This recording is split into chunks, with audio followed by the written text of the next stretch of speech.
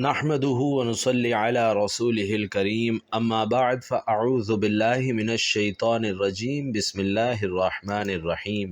السلام علیکم ناظرین کرام، نماز فجر کے بعد جو 3 بار یہ سورت پڑھتا ہے قیامت تک رزق ختم نہیں ہوتا۔ اللہ کہتا ہے مانگ تجھے اور دیا جائے گا۔ بھائیوں اور بہنوں، فجر کی نماز کے بعد جو 3 بار یہ سورت پڑھتا ہے اس کے گھر سے قیامت تک رزق ختم نہیں ہوتا۔ اللہ کہتا ہے مانگ تجھے اور دیا جائے گا۔ نبی کریم صلی اللہ علیہ وسلم نے فرمایا کہ جب تم یہ سورت پڑھو گے تو اللہ کہے گا میں نے تو رزق دینے کا فیصلہ کر دیا۔ یہ چھوٹی سی سورت ہے لیکن یہ وہ سورت ہے جو اللہ کو فوراً راضی کر دیتی ہے، اللہ کو خوش کر دیتی ہے۔ اس سورت کی برکت سے اللہ اس بندے کے گھر سے رزق کی تنگی کو دور کر دیتا ہے۔ اس سورت کی برکت سے اللہ اس بندے کے گھر سے رزق کی تنگی کو دور کر دیتا ہے۔ اللہ اس سورت کے پڑھنے سے محتاجی کا دروازہ بند کر دیتا ہے۔ جو یہ سورت مسلسل فجر کی نماز کے بعد پڑھتا ہے اور بلا ناغہ پڑھتا ہے وہ رزقی دولت سے مالا مال ہو جاتا ہے۔ اللہ کے احکام کو بجا لانے اور ممنوعات سے اجتناب برتنے کا نام بندگی اور عبادت ہے۔ بھائیوں اور بہنوں، اسلام کے نزدیک عبادت کا مفہوم نہایت وسیع ہے۔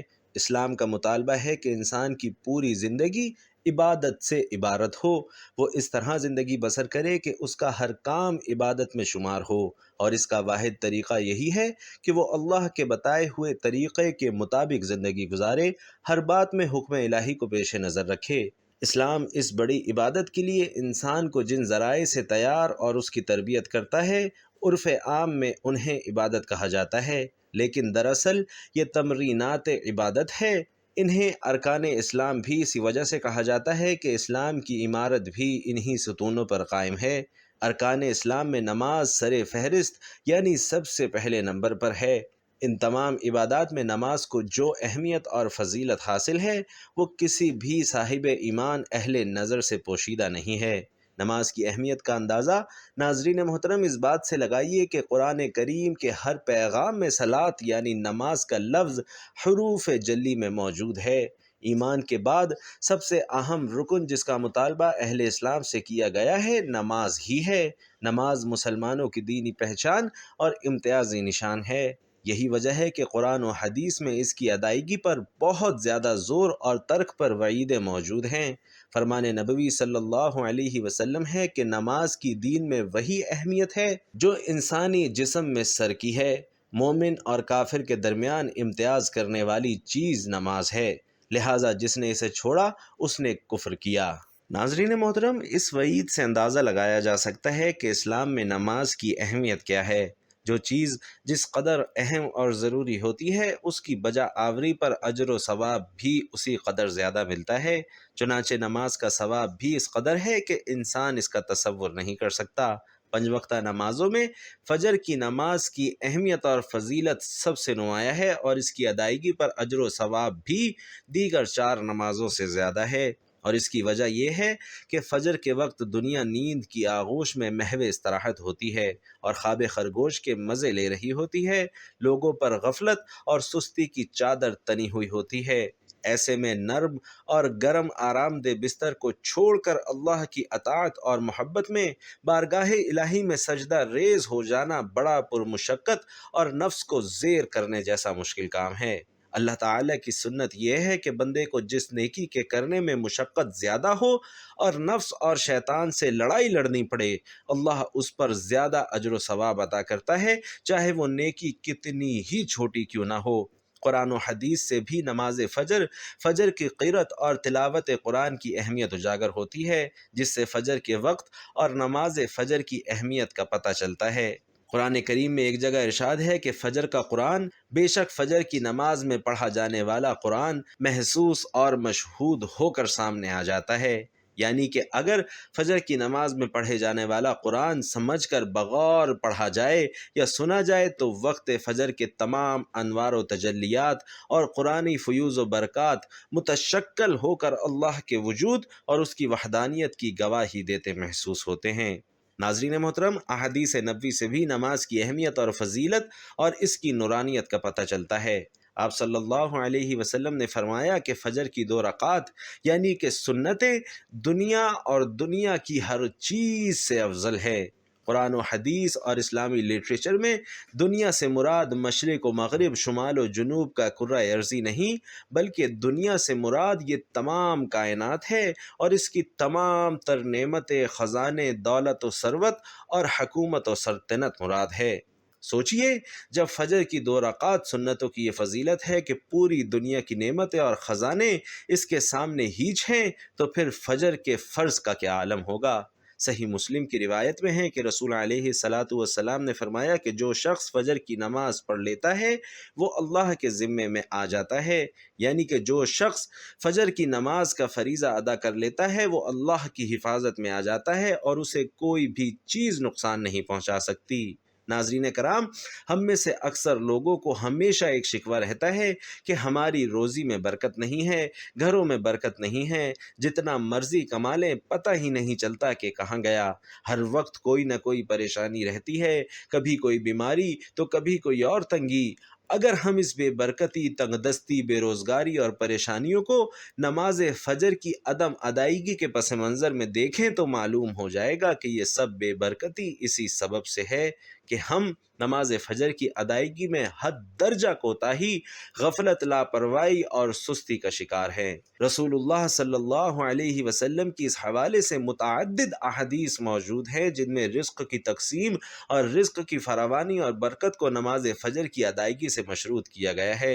ایک فرمان نبوی صلی اللہ علیہ وسلم کا مفہوم ہے کہ رزق تقسیم کرنے والا فرشتہ ہر صبح فجر کے وقت بندوں کا رزق لے کر زمین پر اترتا ہے، لہٰذا جو دروازہ فجر کے وقت کھلا ہوتا ہے فرشتہ اس کا رزق دروازے پر رکھ کر چلا جاتا ہے، اور جو دروازہ فجر کے وقت بند ہوتا ہے فرشتہ اس کا رزق واپس لے کر چلا جاتا ہے۔ بھائیوں اور بہنوں، اس فرمان نبوی صلی اللہ علیہ وسلم میں فجر کے وقت دروازہ کھلا ہونے کا مطلب یہ ہے کہ جس گھر کے افراد صبح فجر کے وقت بیدار ہو کر نماز فجر ادا کر لیتے ہیں انہیں ان کا رزق عطا کر دیا جاتا ہے، اور دروازہ بند ہونے سے مراد یہ ہے کہ جس گھر کے رہنے والے صبح فجر کے وقت سوئے رہتے ہیں اور نماز فجر کی ادائیگی میں غفلت اور کوتاہی کے مرتکب ہوتے ہیں انہیں ان کے رزق سے محروم رکھا جاتا ہے۔ اللہ کی تمام نعمتوں، برکتوں اور رزق کے دریا نماز کی ادائیگی سے ہی بہتے ہیں۔ اس کے ساتھ ہی یہ امر بھی اہم ہے کہ فجر کے علاوہ بقیہ 4 نمازوں میں بھی خیر و برکت نماز فجر کی ادائیگی سے ہی مشروط ہے، اس لیے کہ خیر و برکت کا آغاز نماز فجر کی ادائیگی سے ہی ہوتا ہے۔ ہمیں اپنے گھروں میں تمام اہل خانہ کی نماز فجر کی ادائیگی کے حوالے سے اپنا اور اپنے گھر والوں کا جائزہ لینے اور محاسبہ کرنے کی اشد ضرورت ہے۔ ارشاد ربانی ہے کہ اے ایمان والو، خود کو اور اپنے گھر والوں کو اس آگ یعنی جہنم سے بچاؤ جس کا ایندھن آدمی اور پتھر ہیں۔ اللہ اکبر۔ ناظرین، یاد رکھیے کہ نماز فجر کی کوتاہی اور غفلت اور نماز نہ پڑھنا گھر کی نحوست کی علامت کا آغاز ہے۔ رسول اللہ صلی اللہ علیہ وسلم نے ایسے مسلمان کو خبیث اور منافق قرار دیا ہے۔ آپ صلی اللہ علیہ وسلم نے فرمایا کہ ایسے شخص کو میرا دل چاہتا ہے کہ آگ لگا کر جلا دوں۔ اللہ اکبر۔ ناظرین، کتنی بڑی وعید ہے۔ اللہ پاک ہم سب کو اپنی نمازوں کا، خاص کر فجر کی نماز کی پابندی کی توفیق عطا فرمائے۔ ناظرین محترم، آج کا وظیفہ سورۃ الکوثر کا بہت طاقتور اور مجرب وظیفہ ہے۔ آپ اس سورت کو لازمی پڑھیں۔ چھوٹی سی سورت روزانہ 3 بار پڑھنے کا معمول بنا لیں تو انشاءاللہ آپ کے گھر سے رزق کی تنگی کا نام و نشان تک ختم ہو جائے گا۔ قیامت تک اس گھر سے رزق ختم نہیں ہوتا جو یہ سورت پڑھتا ہے۔ کائنات کے خزانوں اور ان کی چابیوں کے تنہا مالک، پوری مخلوق کے وحدہ لا شریک رزاق اور اپنی مشیت سے بلا شراکت غیر مخلوق کے رزق میں وسعت اور تنگی کا اختیار رکھنے والے رب ذوالجلال نے اپنے بندوں کو قرآن پاک کی شکل میں بہترین، نہایت زوردار، مؤثر اور مفید ہتھیار عطا فرمایا ہے کہ وہ اس کے ذریعے اپنی حاجات کو پورا فرمائیں اور ناپسندیدہ چیزوں اور باتوں سے محفوظ ہو جائیں۔ انبیاء سابقین علیہم الصلاۃ والسلام ہمیشہ اس ہتھیار سے فیض یاب ہوتے اور طلب رزق کے لیے قرآن پاک کی تلاوت اور آیات سے مستفید ہوتے۔ آن حضرت صلی اللہ علیہ وسلم کا طریقہ مبارکہ بھی یہی تھا۔ اللہ نے ہر مخلوق کے لیے رزق متعین کر دیا ہے۔ ارشاد باری تعالی ہے کہ آسمانوں میں تمہارا رزق ہے اور وہ بھی جس کا تم سے وعدہ کیا جا رہا ہے۔ پس آسمان اور زمین کے رب کی قسم، یہ یقیناً حق ہے اس بات کی طرح جسے تم بولتے ہو، لیکن رزق کی تقسیم کے اللہ تعالیٰ نے مختلف معیار بنائے ہیں۔ کسی کو بڑی آسانی سے اس کا رزق حاصل ہو جاتا ہے تو کوئی محنت اور مشقت کی چکی میں پس کر اپنا رزق پاتا ہے۔ غرض رزق حاصل کرنے کے مختلف طریقہ کار ہیں، کچھ سہل ہیں اور کچھ انتہائی شاق ہیں، لیکن اللہ تعالیٰ نے بندوں کو تلاش رزق کا حکم فرمایا ہے۔ اس کے لیے اسباب اور عوامل بنائے ہیں جنہیں اختیار کر کے انسان اپنے حصے کا رزق پاتا ہے۔ ناظرین کرام، دنیا چونکہ دارالاسباب ہے، یہاں وہی پائے گا جو محنت کرے گا۔ ہاتھ پر ہاتھ دھرے بیٹھ کر آسمان سے دسترخوان کے نزول کا انتظار کرنے والے کو سوائے حرمان نصیبی کے کچھ بھی حاصل نہ ہوگا۔ حلال رزق کا متلاشی حق تعالی کا بڑا محبوب ہوتا ہے۔ چنانچہ نبی کریم صلی اللہ علیہ وسلم نے ارشاد فرمایا کہ اگر کوئی شخص رسی سے لکڑیوں کا بوجھ باندھ کر اپنی پیٹھ پر جنگل سے اٹھا لائے، پھر انہیں بازار میں بیچ کر اپنا رزق حاصل کرے، تو وہ اس شخص سے بہتر ہے جو کسی کے پاس آ کر سوال کرے، پھر جس سے سوال کیا گیا ہے وہ اسے دے یا نہ دے۔ حاصل کلام یہ ہے کہ سچے دل سے حلال اور طیب رزق کی جستجو کرنے والے کو کبھی محرومیوں کا سامنا نہیں کرنا پڑتا۔ بسا اوقات کچھ ایسے اسباب اور عوامل پیدا ہوتے ہیں جن کی بنا پر ہمارے رزق میں تنگی ہونے لگتی ہے، اور یہ بھی من جانب اللہ ایک آزمائش ہی ہوتی ہے۔ معاصی اور ذنوب ایسی چیزیں ہیں جن سے انسان دونوں جہانوں کی بلائی اور خیر سے محروم رہ جاتا ہے۔ ارشاد ربانی ہے، تمہیں جو مصیبت پہنچی ہے وہ تمہارے ہاتھوں کی کمائی کی وجہ سے ہے، اور وہ بہت کچھ تو معاف فرما دیتا ہے۔ بھائیوں اور بہنوں، اس آیت میں اس بات کی طرف صاف اشارہ ملتا ہے کہ انسان کو تنگی رزق کی مصیبت ان کے کرتوت کی بنا پر لاحق ہوتی ہے، یعنی جب انسان معاصی اور منکرات میں ملوث ہوتا ہے تو من جانب اللہ مختلف قسم کی مصیبتیں در آتی ہیں۔ چنانچہ تنگی رزق کی مصیبت بھی اسی وجہ سے آتی ہے۔ البتہ جب انسان توبہ اور استغفار کرتا ہے تو پھر رزق کے دروازے کھلنا شروع ہو جاتے ہیں۔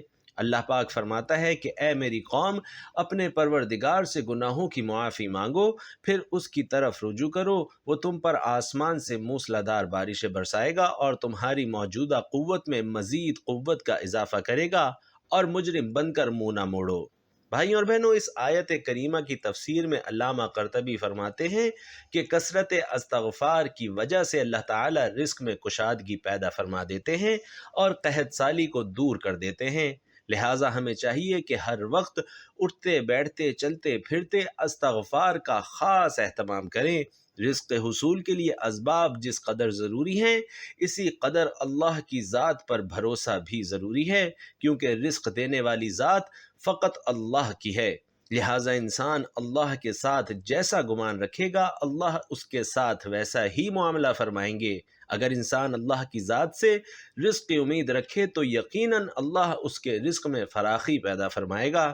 حدیث مبارک میں آتا ہے کہ اگر تم اللہ پر ویسے بھروسہ کرو جیسا کہ بھروسہ کرنے کا حق ہے، تو تمہیں رزق ایسے دیا جائے گا جیسے پرندوں کو رزق دیا جاتا ہے کہ وہ صبح خالی پیٹ نکلتے ہیں اور شام کو آسودہ ہو کر واپس لوٹتے ہیں۔ علامہ ابن رجب رحمۃ اللہ علیہ اس حدیث کی تشریح میں فرماتے ہیں کہ انسان اگر صرف ظاہری اسباب کو اپنا کر تلاش رزق کے لیے جد و جہد کرے اور اللہ کی ذات پر امید اور توکل نہ کرے تو اس کے رزق میں تنگی پیدا کر دی جاتی ہے۔ لیکن اگر انسان اسباب ظاہرہ کے ساتھ ساتھ اللہ پر کامل توکل بھی کرے تو اسے اس طرح رزق دیا جاتا ہے جیسے پرندوں کو دیا جاتا ہے، یعنی پرندے صبح خالی پیٹ محض اللہ کی ذات پر امید کرتے ہوئے تلاش رزق کے لیے نکلتے ہیں، اور جب واپس لوٹتے ہیں تو ان کا پیٹ بھرا ہوا ہوتا ہے۔ نبی کریم صلی اللہ علیہ وسلم نے فرمایا، جب تم کہو گے اللہم ارزقنی تو اللہ کہے گا میں نے رزق دینے کا فیصلہ کر دیا۔ حضرت ابو ہریرہ رضی اللہ تعالی عنہ سے روایت ہے کہ ایک آدمی اپنی بیوی کے پاس آیا اور اس پر فاقے کے حالات دیکھے تو وہ جنگل کی طرف نکل گیا۔ یہ دیکھ کر اس کی بیوی چکی کی طرف بڑھی اور اسے لا کر رکھا، تنور کو دہکایا اور کہنے لگی اللہم ارزقنا، اے اللہ ہمیں رزق عطا فرما۔ اس نے دیکھا تو اچانک پیالہ بھرا ہوا تھا، پھر وہ تنور کے پاس گئی تو وہ بھی بھرا ہوا تھا۔ اتنے میں اس کا شوہر واپس آ گیا اور کہنے لگا، کیا میرے بعد تمہیں کچھ حاصل ہوا ہے؟ اس کی بیوی نے کہا، ہاں، ہمارے رب کی طرف سے۔ چنانچہ وہ اٹھ کر چکی کے پاس گیا۔ رسول اکرم صلی اللہ علیہ وسلم سے یہ واقعہ ذکر کیا گیا تو آپ صلی اللہ علیہ وسلم نے فرمایا، اگر وہ چکی کا پاٹ نہ اٹھاتا تو وہ قیامت تک گھومتی رہتی۔ حضرت عبداللہ رضی اللہ تعالی عنہ کہتے ہیں کہ رسول کریم صلی اللہ علیہ وسلم کے پاس ایک مہمان آیا۔ آپ صلی اللہ علیہ وسلم نے کھانا لانے کے لیے ایک آدمی کو اپنے ازواج کے پاس بھیجا، لیکن ان میں سے کسی ایک کے پاس بھی کھانا نہ ملا۔ تو آپ صلی اللہ علیہ وسلم نے دعا کی، اللہم انی اسألک من فضلک ورحمتک فإنہ لا یملکھا الا انت، یعنی اے اللہ میں تجھ سے تیرے فضل اور تیری رحمت کا سوال کرتا ہوں، بے شک تیرے سوا اس کا کوئی مالک نہیں ہے۔ چنانچہ آپ صلی اللہ علیہ وسلم کے پاس بھنی ہوئی بکری کا تحفہ لایا گیا تو آپ صلی اللہ علیہ وسلم نے فرمایا، یہ اللہ کا فضل ہے اور ہم رحمت کا انتظار کر رہے ہیں۔ ایک شخص آپ صلی اللہ علیہ وسلم کے پاس آیا اور کہا، اے اللہ کے رسول، جب میں اپنے رب سے دعا کروں تو کیا کہا کروں؟ آپ صلی اللہ علیہ وسلم نے فرمایا کہ کہا کرو، اللہم اغفر لی وارحمنی واہدنی وعافنی وارزقنی، یعنی اے اللہ مجھے معاف فرما، مجھ پر رحم فرما، مجھے عافیت دے اور مجھے رزق عطا فرما۔ اس کے بعد آپ صلی اللہ علیہ وسلم نے انگوٹھے کو نکال کر باقی 4 انگلیوں کو بند کر کے فرمایا کہ یہ چیزیں تمہاری دنیا اور آخرت کو جمع کرنے والی ہیں۔ محترم ناظرین، حاتم طائی کا نام کسی تعارف کا محتاج نہیں ہے۔ غیر معمولی شجاعت اور سخاوت کی وجہ سے ان کا نام تاریخ میں ہمیشہ زندہ رہے گا۔ ایک دفعہ حاتم طائی نے کہا کہ میں نے زندگی میں کئی علوم حاصل کیے، مگر آخر میں 4 باتوں پر میں ٹھہر گیا، مطلب میرے سارے علوم کا خلاصہ 4 باتوں میں پنہا تھا، میں نے انہیں اختیار کر لیا اور مطمئن ہو گیا۔ پہلا علم جو میں نے حاصل کیا وہ یہ تھا کہ جو رزق میرے نصیب میں لکھا ہے، نہ تو وہ کوئی مجھ سے چھین سکتا ہے اور نہ ہی کوئی اس میں کمی کر سکتا ہے، اس لیے میں رزق کے معاملے میں بے فکر ہو گیا۔ دوسرے علم کے بارے میں اس نے بتاتے ہوئے کہا کہ زندگی میں جو حق یعنی ذمہ داری اللہ رب العزت نے مجھے دی ہے وہ مجھے ہی ادا کرنی ہے، بس پھر میں اس کے کاموں میں لگ گیا، یعنی جو نیکی کا حکم مجھے عطا کیا گیا میں اس میں مشغول ہو گیا۔ حاتم طائی نے اپنے تیسرے علم کے بارے میں بتایا کہ ایک چیز جو مجھے ہر وقت دیکھتی ہے، ڈھونڈتی ہے اور میرے تعاقب میں رہتی ہے وہ ہے موت، میں اس سے بھاگ نہیں سکتا، اس نے آنا ہے اور وہ آ کر رہے گی، اس لیے میں نے اس سے سمجھوتا کر لیا۔ چوتھا اور آخری علم جو میں نے حاصل کیا وہ یہ ہے کہ میں جان گیا ہوں کہ میرا رب مجھے ہر وقت دیکھ رہا ہے، میرے ہر کام سے باخبر ہے، لہٰذا اس خوف سے میں نے برے کام چھوڑ دیے اور گناہوں سے اپنا ہاتھ کھینچ لیا۔ ناظرین کرام، حاتم طائی کے بتائے ہوئے ان 4 علوم کو پڑھ کر یہ سبق ملتا ہے اور اندازہ ہوتا ہے کہ یہ 4 علوم ہماری زندگی کے لیے ایک اصول اور ایک ایسی مشعل راہ ہے کہ جن لوگوں نے انہیں اپنا لیا ان کے لیے زندگی اتنی آسان اور مطمئن ہو جائے گی جس کا انہوں نے کبھی سوچا بھی نہیں ہوگا۔ اصل میں قرآن مجید فرقان حمید میں، احادیث مبارکہ میں، انبیاء علیہم والسلام کے حالات میں، صحابہ کرام کے اعمال میں، بزرگان دین کے واقعات میں اور اللہ تبارک و تعالی کے بتلائے ہوئے راستے میں ایک مکمل اور کامیاب زندگی گزارنے کے تمام اصول و ضوابط ہمیں صاف صاف دکھائی دیتے ہیں، مگر یہ ہماری بدقسمتی ہے کہ ہم زندگی گزارنے کے طریقوں کو دوسرے لوگوں کی زندگیوں میں تلاش کرتے ہیں اور جب وہ میسر نہیں ہوتی تو شکوہ ہم اللہ تبارک و تعالی سے کرتے ہیں۔ اللہ رب العزت کے حبیب محمد مصطفیٰ صلی اللہ علیہ وسلم نے امتیوں کے لیے کئی طرح سے رحمتوں اور وسعتوں کے دروازے کھولے ہیں۔ احادیث مبارکہ کا مطالعہ کرنے سے پتہ چلتا ہے کہ بظاہر چھوٹی چھوٹی نیکیوں پر بڑے بڑے ثوابوں کی بشارتیں ہیں۔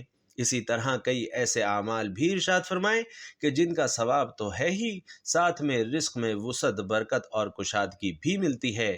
چنانچہ وہ تسبیح جس کی برکت سے روزی دی جاتی ہے، ایک صحابی حضور صلی اللہ علیہ وسلم کی خدمت اقدس میں حاضر ہوئے اور رزق کی تنگی کے بارے میں بتاتے ہوئے عرض کی کہ دنیا نے مجھ سے پیٹھ پھیر لی ہے۔ آپ صلی اللہ علیہ وسلم نے فرمایا کیا تمہیں وہ تسبیح یاد نہیں جو فرشتوں کی تسبیح ہے اور جس کی برکت سے روزی دی جاتی ہے؟ حضور پاک صلی اللہ علیہ وسلم نے ارشاد فرمایا کہ روزانہ نماز فجر کے بعد ایک یہ تسبیح پڑھ لیا کرو، دنیا تیرے پاس ذلیل اور خوار ہو کر آئے گی۔ وہ صحابی رضی اللہ تعالی عنہ چلے گئے اور پھر کچھ دن کے بعد حضور صلی اللہ علیہ وسلم کی خدمت میں حاضر ہو کر عرض کرنے لگے کہ یا رسول اللہ، دنیا میرے پاس اس کثرت سے آئی ہے کہ میں حیران ہوں، کہاں اٹھاؤں اور کہاں رکھوں۔ اور ناظرین، وہ تسبیح ہے سبحان اللہ و بحمدہ سبحان اللہ العظیم۔ حضرت سیدنا انس رضی اللہ تعالی عنہ سے روایت ہے کہ حضور صلی اللہ علیہ وسلم کے زمانہ اقدس میں دو بھائی تھے، ایک بارگاہ نبوی میں حاضر رہتا اور دوسرا کام کاج کرتا تھا۔ کام کرنے والے نے حضور صلی اللہ علیہ وسلم سے اپنے بھائی کے کام نہ کرنے کی شکایت کی تو آپ صلی اللہ علیہ وسلم نے ارشاد فرمایا کہ شاید تجھے اس کی برکت سے ہی رزق دیا جا رہا ہو۔ ناظرین، شیخ عبدالحق محدث دہلوی رحمۃ اللہ علیہ فرماتے ہیں کہ اس شخص نے حضور نبی کریم صلی اللہ علیہ وسلم کی بارگاہ میں اپنے بھائی کی شکایت کرتے ہوئے کہا کہ اس نے سارا بوجھ مجھ پر ڈال دیا ہے، اسے میری مدد کرنی چاہیے۔ تو آپ صلی اللہ علیہ وسلم نے اس شخص کو بھائی کی کفالت کرنے پر صبر اور ہمت کی تلقین کرتے ہوئے فرمایا کہ جو کچھ تو کما کر اپنے بھائی پر خرچ کرتا ہے، ہو سکتا ہے کہ یہ رزق تجھے اسی کی برکت سے دیا جاتا ہو۔ ناظرین، حدیث مذکور اس بات پر واضح دلیل ہے کہ فقراء بالخصوص اپنے قریبی رشتہ داروں کی کفالت کرنا رزق میں برکت کا بہترین ذریعہ ہے۔ محترم ناظرین، فجر کی نماز کے بعد آپ نے سورۃ الکوثر پڑھنی ہے۔ کیسے پڑھنی ہے یہ میں آج کے وظیفے میں آپ کو اب بتانے لگا ہوں۔ وظیفے کو توجہ کے ساتھ سنیے گا۔ اگر ابھی تک آپ نے ویڈیو کاٹ کر یا اسکپ کر کے دیکھی ہے تو آپ سے گزارش ہے کہ اب ایسا نہ کیجیے گا۔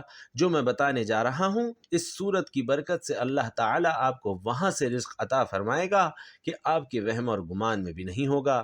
یہ صورت پڑھنے والا انشاءاللہ اللہ کے پسندیدہ بندوں میں شامل ہو جائے گا اور اللہ اس کے رزق کے تمام اسباب کو حل کر دے گا۔ اللہ والوں، سب سے پہلے آپ نے فجر کی نماز ادا کرنی ہے۔ فجر کی نماز ادا کرنے کے بعد آپ نے حضور پاک صلی اللہ علیہ وسلم کی ذات اقدس پر درود پاک کا نذرانہ پیش کرنا ہے۔ درود پاک آپ کوئی سا بھی پڑھ سکتے ہیں، لیکن درود ابراہیمی کی فضیلت زیادہ ہے، اسی لیے میں آپ سے گزارش کرتا ہوں کہ آپ جب بھی اپنے لیے دعا کریں یا کسی بھی وظیفے کا اہتمام کریں تو درود ابراہیمی لازمی پڑھا کریں۔ درود پاک پڑھنے کے بعد آپ نے سب سے پہلے استغفر اللہ کی ایک تسبیح پڑھنی ہے۔ استغفر اللہ استغفر اللہ استغفر اللہ۔ یہ تسبیح پڑھنے کے بعد آپ نے ایک تسبیح سبحان اللہ و بحمدہ سبحان اللہ العظیم کی پڑھنی ہے، اور 3 بار آپ نے سورۃ الکوثر پڑھنی ہے۔ سورۃ الکوثر پڑھنے کے بعد آپ نے آخری مرتبہ ایک بار درود پاک پڑھنا ہے اور اللہ تعالیٰ سے دعا کرنی ہے۔